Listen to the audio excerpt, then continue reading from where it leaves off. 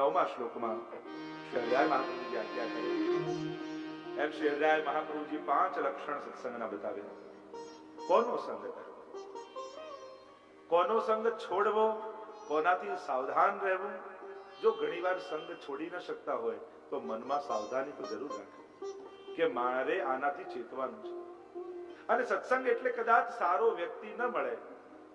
હવે ઘણા લોકો એવા હોય કે એની અંદર અમુક વસ્તુની આવડત સારી હોય, અમુક લક્ષણો સારા હોય અને અમુક ખરાબ હોય. કીર્તન ગાતા બહુ સારું આવડતું હોય પણ બાકીનો સ્વભાવ સારો ન હોય, પ્રપંચ કરતો હોય. એટલે એ વ્યક્તિ જયારે મળે ને ત્યારે કીર્તનની જ વાત કરવી, બીજી વાત કાઢે ત્યારે જય શ્રી કૃષ્ણ કરીને નીકળી જાય, તો ત્યાંય સત્સંગ થઈ શકે. ગુણનો સંગ કરવો એ પણ સત્સંગ થઈ જાય. કારણ કે લોકોમાં મિશ્રિત ભાવ હોય, અમુક આવડત હોય, અમુક ગુણ બહુ સારા હોય. કીર્તન ગાતો ત્યારે ખૂબ ભાવાવેશમાં હોય પણ પાછો બંધી પ્રપંચી હોય. માળા ઘણી વાર કોઈ માળા બહુ સુંદર બનાવતું હોય ઠાકોરજીની, માળા બનાવવામાં કુશળ હોય પણ નિંદા કરવાની આદત હોય. તો એ જયારે મળે ત્યારે માળાજી વિશે કોઈ નવી નવી વાત કાઢવી, જ્યાં નિંદા કરવા જાય ત્યારે શ્રી કૃષ્ણ કરીને નીકળી જવું. તો દૂર ન રહી શકો તો સાવધાન તો રહી શકો ને. સાવધાન રહી શકાય. ઘણી વાર લોકો કારની સ્પીડમાં હોય ને, વિદેશમાં વિશેષ રૂપે હોય તો સ્પીડ ફિક્સ કરી હોય એટલે પેલું કોશન અવાજ આવે, સાવધાન, પેલું ગતિ વધારે થઈ જાય. એ માણસે પણ પોતાના માટે મનમાં એક તૈયાર રાખવું, જયારે આપણી સ્પીડ વધવા લાગે તો અંદરથી જ અવાજ આવવો જોઈએ, સાવધાન સાવધાન. તો દુસ્સંગી ઘણા જીવો એવા છે કે જે મિશ્રિત ગુણો વાળા છે, તો ત્યારે એની સાથે ગુણોનો જ સત્સંગ. આપણે ઘઉં વીણવા બેઠા હોઈએ ત્યારે ખરેખર વીણીએ છીએ તો કાંકરા જ, કહીએ છીએ ઘઉં વીણવા બેઠા છે. કોઈ ઘઉં વીણતું નથી. કોઈ એમ ઘઉં એમ કહે કે ઘઉં વીણવા બેઠા, કોઈ ઘઉં વીણે કાંકરા જ વીણીને ફેંકે છે ને બધું. ભીતર જે છે ને એ માણસનો પરિચય થઈ જાય. જેમ માટલું હોય, અંદર પાણી હોય, તમે શું કહો પાણીનું માટલું લાવો ને, એ પાણીનું માટલું હોય કે માટીનું હોય છે, અંદર જે ભર્યું હોય ને એ જેનો પરિચય થઈ જાય. ઘીથી ભર્યો, ઘીનો માટલો લાવો. મધ ભર્યું હોય તો મધની બાટલી લાવો, તો બાટલી મધની નથી હોતી પણ અંદર જે હોય એ જ એનો પરિચય થઈ જાય છે. એમ વ્યક્તિનો દેહ ગમે તેટલો સુંદર હોય, અંદર જે વૃત્તિ હોય છે ને એ જ એનો પરિચય થઈ જાય. કોઈ વ્યક્તિ મરી જાય ત્યારે ક્યારે તમે એમ સાંભળ્યું એના શરીરને કોઈ યાદ કર્યું, એની હેરસ્ટાઈલ કેવી સારી હતી, એનો સ્કિનનો કલર કેવો સારો હતો, કોઈ યાદ કરે? ગુણોને જ યાદ કરે કે કેવો ઉદાર હતો, કેવો બધાને મદદ કરતો હતો. માણસનો પરિચય એની ભીતર જે વસ્તુ ભરેલી હોય ને એનાથી થઈ જાય. જે તમારી આગળ આવીને કાયમ નિંદા કરી જતો, જો નિંદા છે ને કચરો છે, અને કચરો ક્યાં ફેંકાય? ક્યાં ફેંકાય કચરો? તો તમારી આગળ આવીને કોઈ કાયમ નિંદા કરી જાય તો એમ સમજી લો કે આ મને સમજે છે શું. એટલે ડસ્ટબિન બનતા નહીં, ફ્લાવર વાસ બનજો કે એમાં ફૂલો રાખવામાં આવે, કચરો નાખવામાં આવે એવું ડસ્ટબિન કાનોને બનાવતા નહીં. કારણ કે તમને જોતા જ એને જો લૌકિક વાત યાદ આવે, તમને જોતા બીજાની નિંદા કરવાની ઈચ્છા થાય, તમને જોતા પ્રપંચ કરવાની ઈચ્છા થાય, તો આ બધો તો કચરો છે. તો પેલા બે હાથ જોડીને કેવું કે આ કચરો મારામાં કેમ નાખે છે? તો ડસ્ટબિન બનવાનો પ્રયાસ નહીં કરવો કે જે આવે ગામનો કચરો આપણી અંદર નાખતો જાય. ફ્લાવર વાસ બનવા કે જ્યાં ફૂલો રોપવામાં આવે, સુગંધ આવે, તો આપણી ભીતર જે ભરેલું હોય એ જ આપણો પરિચય હોય છે. 5 લક્ષણ સત્સંગના આપ્યા. પહેલું કહ્યું યશ્ચ કૃષ્ણે રતિમ નિત્યમ, શ્રી કૃષ્ણમાં જે હંમેશા પ્રેમ રાખનારો હોય, જેના હૃદયમાં પ્રભુ માટે નિશ્ચલ અને શાશ્વત પ્રેમ હોય, એનો સંગ કરવો. એવા વ્યક્તિનો સંગ કરવો કે કોઈ પણ પરિસ્થિતિમાં એને ક્યારે ઠાકોરજી પ્રત્યે અભાવ ના આવે. આ સત્સંગ છે, આ ભગવદીનો સંગ છે, જેની શ્રદ્ધા દ્રઢ હોય, વિપરીતતામાં પણ જેને ભગવત કૃપા દેખાતી હોય, દુઃખમાં પણ જે પ્રભુની કૃપાને ગોતી લે, આવો કોઈ વૈષ્ણવ મળે ને તો એનો સંગ છોડવો નહીં. કારણ કે એની સાથે રહેવાથી પ્રભુ માટેની શ્રદ્ધા તમારી મજબૂત થઈ જશે. એમ થશે કે આને આટલી વિપરીતતા છે અને મને તો આટલી અનુકૂળતા છે. અને કેટલી કેટલી જીવનમાં મુશ્કેલીઓ આવી છે, છતાંય આની શ્રદ્ધા ક્યારે ઠાકોરજી પ્રત્યે ડગતી નથી. કેટલી આને દ્રઢતા છે ઠાકોરજીમાં. ત્યારે આપણે આપણો વિચાર કરીએ કે પ્રભુએ મને કેટલી અનુકૂળતા આપી છે, તો એ નાની નાની વાતમાં મારી શ્રદ્ધા ડગી જાય છે. તો આવા વ્યક્તિનો સંગ કરો ને તો શ્રદ્ધા મજબૂત થાય.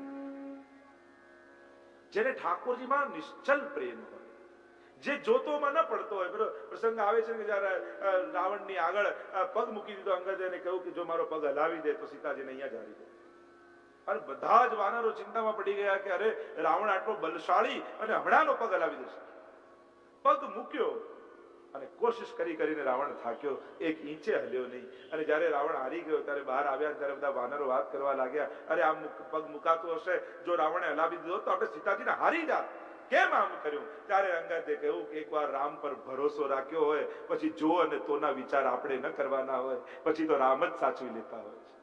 એમ જેણે ભક્તિ કરી છે, જેણે પ્રભુને પધરાવ્યા, તો જો અને તો ને આ વિચારોમાં પડ્યા ને તો ક્યારે પ્રભુની ભક્તિ નહીં કરી શકે.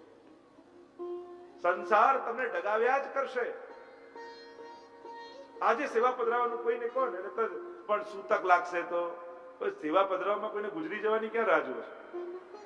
લોકોને કોઈને મરવાનું પેલું યાદ આવે. પધરાવી તો લઈએ પણ પછી અડચણ આવે, કોઈ ગુજરી જાય તો ઘરમાં, અને ઠાકોરજી પધરાવે છે આનંદ કરને, કોઈને ગુજરવાની ક્યાં રાહ જુએ?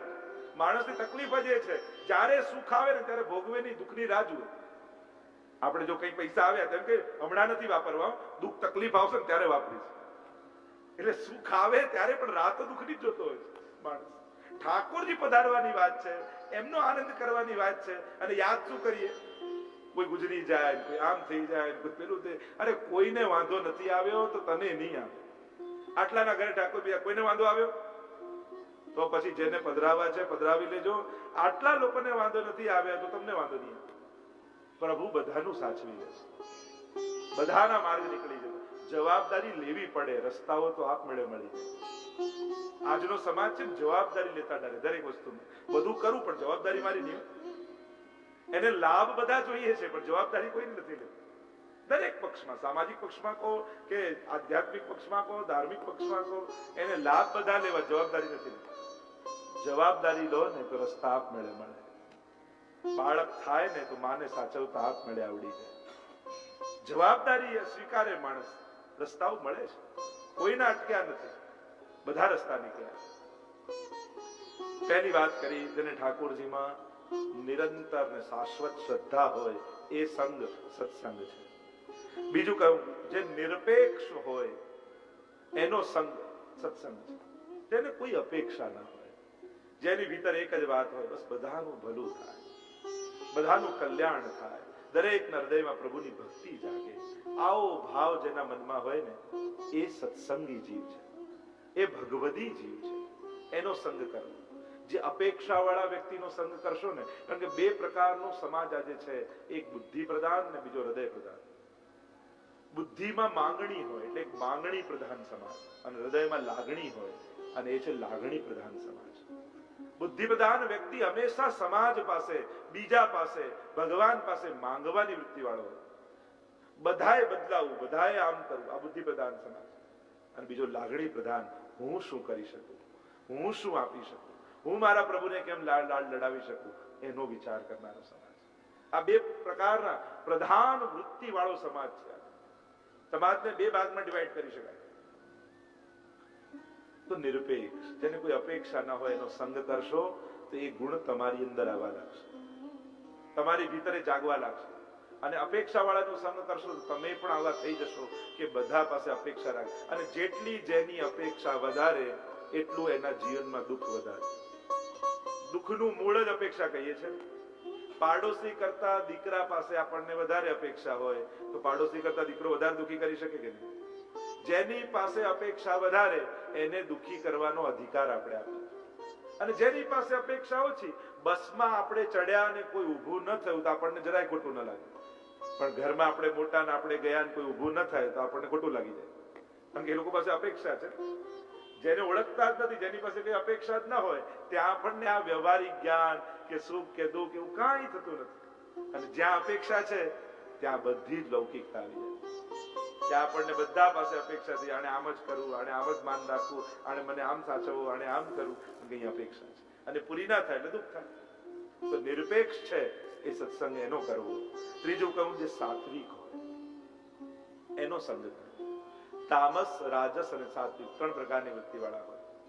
જે સાત્વિક વૃત્તિ વાળો હોય, સાત્વિક વૃત્તિ વાળો વ્યક્તિ મનથી બહુ શાંત હોય. મનથી શાંત હોય, શરીરથી તો પ્રવૃત્તિ વાળો જ હોય. સાત્વિક નો અર્થ બધું કામકાજ છોડીને એકલો નવરો બેઠો રહે એ સાત્વિક ન કહેવાય. જેનું મન શાંત હોય ને શરીર એકદમ એક્ટિવ હોય એ સાત્વિક વૃત્તિ વાળો. અને તામસ વૃત્તિ વાળો કોણ કહેવાય? કે જેનું મન શાંત, જેનું શરીર શાંતિથી બેઠું જ રહેતું હોય, પ્રમાદી હોય અને મન બહુ એક્ટિવ હોય. મન આખા ગામમાં ફરી આવે પણ સોફા પરથી આ ઉભો ન થાય. આ તામસ વૃત્તિ. અને સાત્વિક વૃત્તિ કઈ? કે આ બધાને મદદ કરી આવે, બધાને સાથ આપી આવે, પણ મનથી એકાંતી, મનથી શાંત હોય. વક્તા એકાંતિનો મુખ્ય. એનું મન પરમ શાંત હોય, ક્યાંય ભાગે નહીં, એના કંટ્રોલમાં હોય.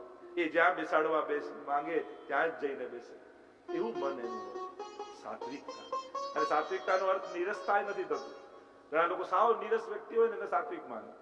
અરે ના, નીરસતા અને સાત્વિકતામાં ફરક છે. સાત્વિક હોય પણ બધો રસ એના જીવનમાં પ્રભુ પરક હોય. સાત્વિક જન જે હોય એનો સંગ કરવો.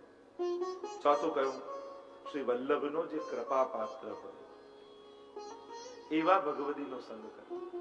મહાપ્રભુજીની જેના પર કૃપા હોય, અને મહાપ્રભુજીની જેના પર કૃપા હોય એના ઘરે ભગવત સેવા હોય, મહાપ્રભુજીની વાણીનું એ પાલન કરતો હોય, શ્રી મહાપ્રભુજીની આજ્ઞાને જે જીવતો હોય, જેના જીવનમાં એ હોય, એ વલ્લભનો કૃપા પાત્ર કહેવાય. એક બાપુજીને 100 વર્ષ થયા એટલે 4 દીકરા હતા. ચારેને એમ થયું કે લાવ 100 વર્ષ બાપુજીને થયા તો ઉજવીએ બહુ ધામધૂમ. આખા ગામને ભેગું કર્યું, ખૂબ મોટી પાર્ટી કરીને 100 વર્ષ ઉજવ્યા. સંતને પણ બોલાવેલા પાર્ટીમાં અને સંતે વખાણ કર્યા. બાપુજીને કહ્યું તમે બહુ ભાગ્યશાળી છો, તમારા જો દીકરાઓ તમારા 100 વર્ષ ઉજવે છે અને આટલું ધામધૂમ કર્યું છે. એટલે બાપુજીએ કહ્યું 100 વર્ષ ઉજવે ભલે, પણ ચારેમાંથી એકે મારા કયામાં નથી. એમ મહાપ્રભુજીને આપણે કેટલા ઉત્સવ ઉજવીએ પણ મહાપ્રભુજી એમ કે આ ભલે શોભાયાત્રા કાઢે, મનોરથો કરે, બધુંય કરે, પણ આમાંથી એકે મારા કયામાં છે ના. તમે ના પાડો છો, મેં નથી કહ્યું. પણ જે કટોરી પણ મિશ્રી ઠાકોરજીને ધરે છે ને એ મહાપ્રભુજીની આજ્ઞાને પાડે. જે 11 વાર પણ અષ્ટાક્ષર બોલી રહ્યો છે ને એ મહાપ્રભુજીની આજ્ઞાને પાડી રહ્યો છે. જે નિયમિત ભગવત સન્મુખ થાય છે એ મહાપ્રભુજીની આજ્ઞાને પાડે છે. અને એવા ભગવતીનો સંગ કરવો જેના જીવનમાં શ્રી વલ્લભની આજ્ઞા. અને આજ્ઞાના રૂપમાં હોય. આપણી રીતે બધા અર્થઘટનો કાઢીને આપણને અનુકૂળ કરી નાખીએ એવું નહીં. પાછું લોકો મહાપ્રભુના સિદ્ધાંતને કાપ કૂપ મૂકી પોતાની પ્રેમમાં ગોઠવી દે. અત્યારના સમયમાં તો આમ જ થાય, અત્યારના સમયમાં આમ જ થાય. તો શ્રી વલ્લભની આજ્ઞાને જે જીવે એમનો કૃપા પાત્ર એવાનો સંગ કરો, જેથી મહાપ્રભુજીની આજ્ઞામાં નિષ્ઠા પ્રગટ થાય. મારે આ આજ્ઞાઓને જીવવી છે. પ્રભુ આજ્ઞામાં રહે છે. જે આજ્ઞા પાળે છે ગુરુજનની એમાં ઠાકોરજીને મળે છે. અને છેલ્લે કહ્યું, જે કૃષ્ણ શ્રી પ્રભુ શ્રી વલ્લભ શ્રી ગુસાઈજી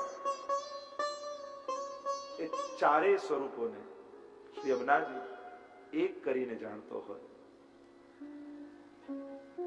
ચારેય સ્વરૂપમાં એક ભાવ રાખતો હોય અને નિત્ય લીલાનું સદાય મનમાં અનુસંધાન રાખતો હોય, એ ભગવદી જીવ છે. એનો સંગ કરો. આ સ્વરૂપોમાં જે ભેદ ન જાણે, ઠાકોરજી જુદા, મહાપ્રભુ જુદા, ગુસાઈજી જુદા, યમુનાજી જુદા, આ બધાને એક કરીને જાણે. કોઈ કે અમે ઠાકોરજીને માની, મહાપ્રભુને ન માની. કોઈ કે મહાપ્રભુજીને તો માનીએ પણ અમે ઠાકોરજીની સેવા ન કરી, તો ઠાકોરજી ક્યારે રાજી નથી થવાના. કોઈ ગોકુલનાથજીને માને, મહાપ્રભુજીને આદર ના આપે તો ગોકુલનાથજીને આનંદ થાય? ક્યારે ન. કોઈ આ સ્વરૂપને માને પણ હું શ્રીનાથજીને ન માનું, આ સ્વરૂપને માનું તો એમને આનંદ થાય? મહાપ્રભુજીને ક્યારેય નથી. જે અલૌકિક તત્વોમાં ભેદ બુદ્ધિ રાખે છે, હરિરાયજી કહે છે કે એ ક્યારે આનંદને પામતો, મહાપ્રભુજીની પ્રસન્નતાને પામતો. જે સર્વ સ્વરૂપોને એક કરીને જાણે, કે આ બધા અલૌકિક તત્વો છે. એમાં ક્યારેય વ્યવહારિક લૌકિક બુદ્ધિ નહીં રાખવી. અનન્યતા બહુ સારી વાત છે, પણ અનન્યતા જ્યારે અનુકરણ બની જાય અને અનન્યતા જતી રહે ત્યારે જીવનને બાંધનારી બની જાય. આપણા વડીલો અને પૂર્વજોને અનન્યતા હતી ત્યારે સ્વરૂપ નિષ્ઠાની વાત કરતા, પણ હવે અનન્યતા છે નહીં, બધે ભટકવાની વાત છે. અને વાત એમ કરે કે હું આને કરું નાનું ના કરું, તો આ ભેદ બુદ્ધિ છે. અને આવી ભેદ બુદ્ધિ રાખશો, જ્યાં ભેદ આવે ને ત્યાં ભાવ જતો રહે, એ ભાર બની જાય. સમુદ્ર હોય ને એમાં તમે ડૂબકી લગાવો તો હજારો ગેલન પાણી તમારા માથા ઉપર હોય, પણ તમને ભાર લાગે. પણ એમાંથી એક માટલું ભરો અને માથા પર રાખો તો કેટલું ભારે લાગે. ભાગ પાડ્યો ને, ભેદ કર્યો ને, તો ભાર બની ગયું. અને જ્યારે બધું જ આટલા હજારો ગેલન પાણી હતું પણ એનો ભાર નતો, કારણ કે ત્યાં ભેદ નતો, ભાગ નતો. એમ જ પુષ્ટિ માર્ગમાં જો તમે ભાગલા પાડશો તો એ જ ભાર બની જશે, અને બધાને એક કરીને જાણશો તો એ આનંદ બની જશે. તો તમારે આનંદ માણવો છે કે ભાર વેઠવો છે, તમારે નક્કી કરવું. આપણે આ આનંદના માર્ગને ભાગલા પાડીને જો ભાર બનાવી દઈશું તો એ ભાર વધારે સમય આપણે નહીં ઉચકીશું. માથે બહુ ભાર મૂક્યો હોય તો કેટલું ચાલી શકવાનું, થાકી જશે. અને માટલું નીચે મૂકી દે, એક દિવસ પુષ્ટિ માર્ગ છોડવાનો વારો આવશે. જો ભાર બનાવી લેશો અને એક કરીને આનંદનો આધાર બનાવશો તો એ આધાર પર જીવનનો માર્ગ કેળવાતો જશે. તો આનંદનો ધર્મને આધાર બનાવો, ભાગલા કરીને ભાર ન બનાવો. તો આ ચારે સ્વરૂપોને જે એક કરીને જાણે, વલ્લભ વિઠ્ઠલ હરિ નવ જાણ્યા તેને સર્વસ્વ કોઈ. આ શ્રી વલ્લભ અને વિઠ્ઠલને જેને હરિ કરીને ન જાણ્યા, એક રૂપ કરીને ન જાણ્યા, આ બધામાં જેને ભેદ જોયો. એકવાર 252 ની વાર્તામાં પ્રસંગ આવે, એક વૈષ્ણવ ગુસાઈજીને ચંદન સમર્પિત કરતો શ્રીઅંગમાં, અને એના મનમાં થયું કે આ સ્પર્શ કરું છું એ તો મને માનવ જેવો લાગે છે, અને આજ સુધી તો મેં એમ સાંભળ્યું છે કે આ તો સાક્ષાત ઠાકોરજીનું સ્વરૂપ છે. અને આવો સંશય મનમાં જાગ્યો. અને ત્યારે ગુસાઈજી ઉપરનો હલકો બલબલનો ધારણ કરીને બિરાજ્યા અને આ પંખો કરતો હતો. મનમાં સંશય થયો અને ગુસાઈજી એવા દર્શન આપ્યા કે સાક્ષાત આપનું શ્રીઅંગ શ્રીનાથજી બાબા જેવું શ્યામ દેખાય.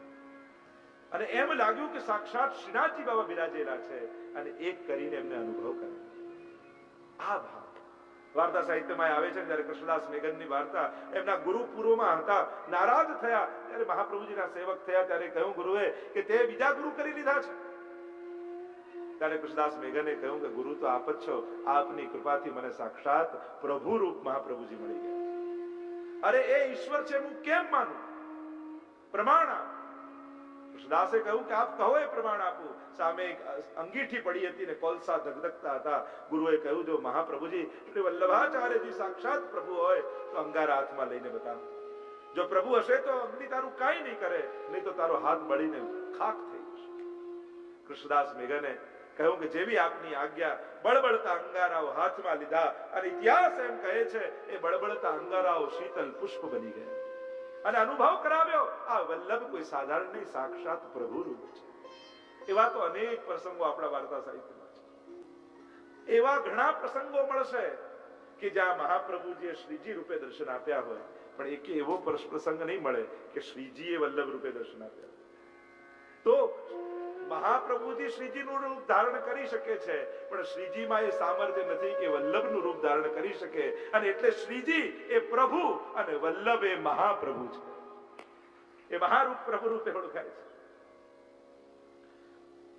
તો શ્રી કૃષ્ણ શ્રી વલ્લભ અને શ્રી ગુસાઈજીને જે એક કરીને જાણે, અને જેને મનમાં સદાય નિત્ય લીલાનું સ્મરણ રહેતું હોય, એવા ભગવદીનો સંગ આપણા આચાર્યો કહે એક ક્ષણ માટે પણ છોડવો નહીં. અને ક્ષણમાંનો પણ સંગ છે. હરિજન સંગ છીનક જો હોય, ભગવદીઓ સાથે એક ક્ષણ પણ સંગ થઈ જાય તોય જન્મ જન્માંતરના પાપ કપાઈ જાય.